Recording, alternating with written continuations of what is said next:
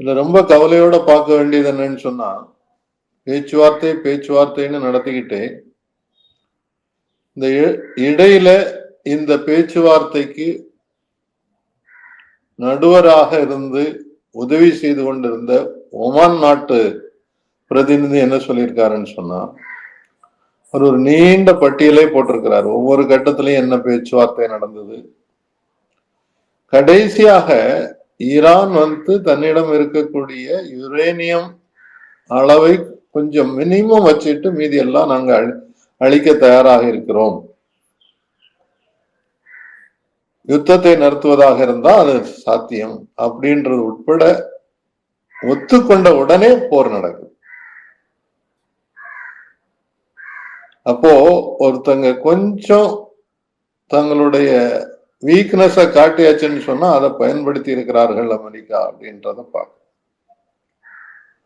ரெண்டாவது, இந்தியாவினுடைய பங்கு இன்றைக்கு செய்திகள் வந்திருக்குது.